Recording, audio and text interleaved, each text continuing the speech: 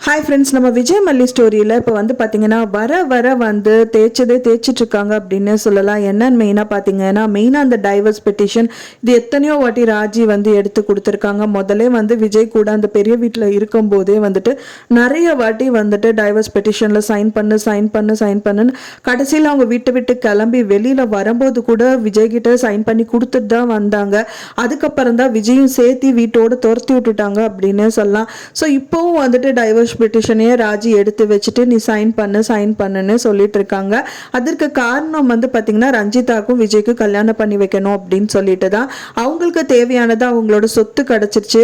அது மட்டும் இல்லாமல் ஆதாயமே இல்லாம தான் வந்து இவர்கிட்ட கதிரேஷன் கிட்ட அவங்க பேசிட்டு இருக்காங்க அப்படிங்கிற மாதிரி சொல்றாங்க ரஞ்சிதா கிட்ட. ஆனா வந்து அவங்களுக்கும் ஆதாயத்தை தேடிட்டாங்க அப்படின்னே சொல்லலாம். ஏன்னா அந்த டெண்டர் வந்து அவரோட டெண்டரை இவங்களுக்கு கிடைக்கணும் அப்படின்னு சொல்லிட்டு பேசியிருக்காங்க. டெண்டரும் கிடைச்சிரும். அண்ட் தென் வந்து பார்த்தீங்கன்னா விஜயோட சொத்தும் கிடைச்சது. அண்ட் தென் குழந்தைய வந்துட்டு அவங்க கதிரேஷனுக்கு கொடுத்துட்டு அண்ட் தென் ரஞ்சித்தோட வாழ்க்கையும் செட்டில் பண்ணிடலாங்கிற மாதிரி தான் இந்த பிளான்.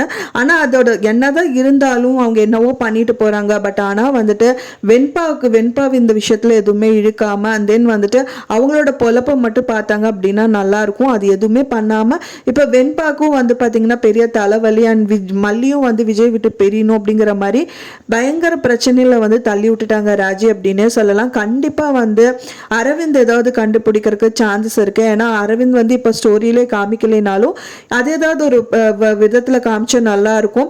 அப்படி இல்லாட்டி அன்னபூர்ணி அம்மாக்கு ஹிண்ட் தெரிஞ்சிருக்கு. ஸோ அதனால அவங்க வந்து மல்லிகிட்ட கேட்காம டைரக்டாக அவங்கள ஃபாலோ பண்ணால் நல்லா இருக்கும். இல்லாட்டி அவங்கள மிரட்டி கேட்டினா இந்த விஷயம் வரும். ஸோ இந்த மாதிரி நிறைய கோணங்கள்லாம் நம்மளால பார்க்க முடியுது. பட் ஆனால் எபிசோட்ல எப்படி கொண்டு வராங்க அப்படிங்கிறது வெயிட் பண்ணி தான் பார்க்கணும். ஃப்ரெண்ட்ஸ், நீங்க என்ன நினைக்கிறீங்க அப்படின்னு சொல்லிட்டு மறக்காம உங்களோட கருத்துக்களை எனக்கு கமெண்ட்ல ஷேர் பண்ணுங்க.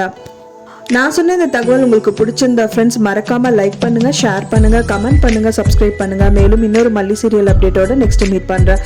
தேங்க்ஸ் ஃபார் வாட்சிங் மை வீடியோ ஃப்ரெண்ட்ஸ். நெக்ஸ்ட் வீடியோல பார்க்கலாம்.